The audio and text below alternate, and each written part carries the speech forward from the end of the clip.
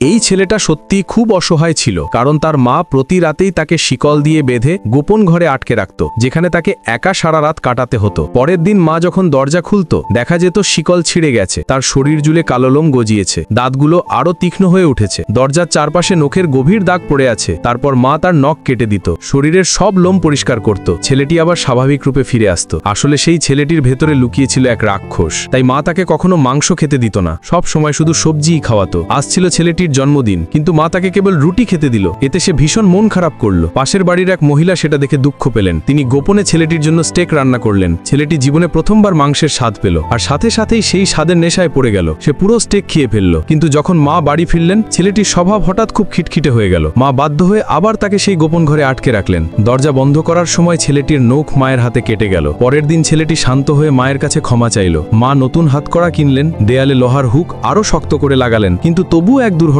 ঘটল। সেই রাতে ছেলেটি তার বন্ধুর সাথে শপিং মলে গেল, কিন্তু সেটা ছিল পূর্ণিমার রাত। হঠাৎ তার মুখমণ্ডলে লোম গজাতে লাগলো, চোখের মুনি রং বদলিয়ে হলুদ হয়ে গেল। সে হাঁটুর উপর পড়ে গেল, মুখ একেবারে ভয়ঙ্কর হয়ে উঠল, হাত থেকে বেরিয়ে এলো ধারালো নখ। ছেলেটি এক নেকড়েতে পরিণত হলো। বন্ধুটি আতঙ্কে দৌড়ে পালালো, কিন্তু নেকড়ে তার পিছু নিল, শেষমেশ তাকে ধরে ফেললো। যখন ছেলেটি বাড়ি ফিরল, তার মায়ের চোখে পড়ল তার মুখে লেগে আছে রক্ত। পরদিন ঘুম থেকে উঠে ছেলেটি কিছুই মনে করতে পারল না। সে জানতেই পারল না রাতের অন্ধকারে কি ভয়াবহ ঘটনা ঘটেছে।